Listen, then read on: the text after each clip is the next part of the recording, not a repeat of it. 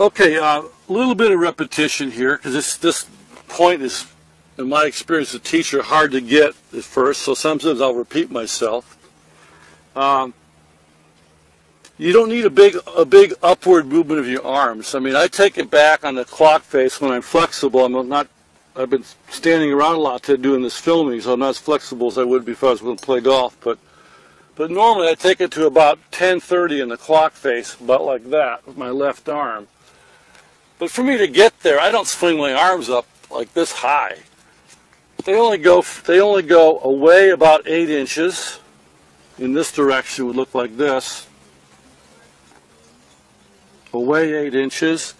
And they go up about the same amount, 8 to 12 inches. Probably 10 inches for me is about average. About that much. So I'll just demonstrate that. Here's the away. Now, watch my upper arms. Don't watch my club. Watch my upper arms, how they go up that much. Cock my wrists.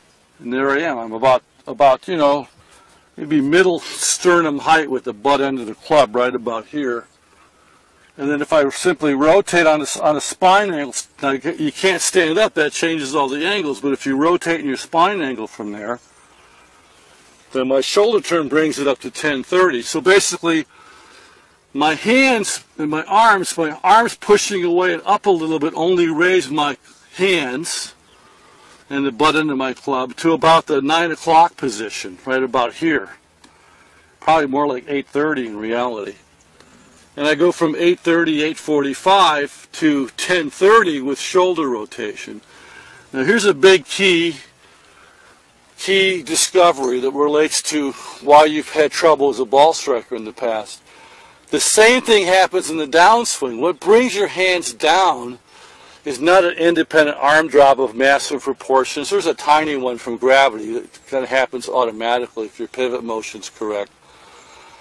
You don't need to pull your arms down, either the left arm or you don't have to help out, in other words. All you got to do is get in the proper top of backswing position, which we'll talk about more later, on what we call the turn right shoulder plane, which is there, and simply shift and tilt, turn your hips, belly, and shoulders. All those movements brought my hands down almost to the hitting position.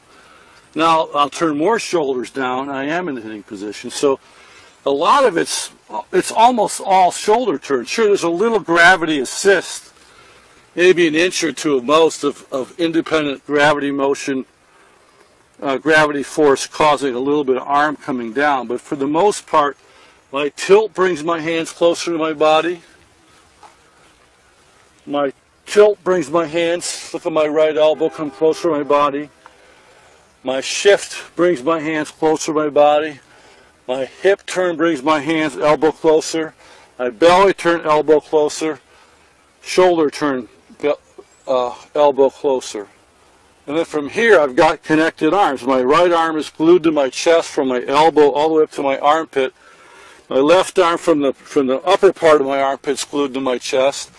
I simply turn my shoulders as a unit, switching ends we call it, with your shoulder girdle going like that, fast, and that's what hits the golf ball. That's your power source. You don't hit the golf ball with a slapping motion of your left arm or a pushing motion with your right arm or a wrist motion sideways or a wiping motion with your right arm angle. You hit the ball with a unwinding of your shoulder turn, which looks kind of like this.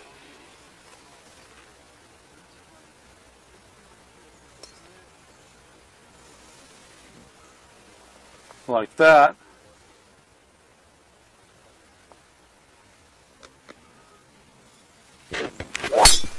Like that.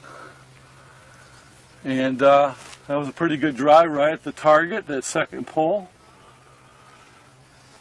That's what hits the ball. So that's how you keep your arms connected. Just don't do anything with your arms. So your transition is passive. You have to switch off your arm muscles, your forearm muscles, your elbow muscles, wrist muscles 100%. Do nothing with those muscles. Leave them alone.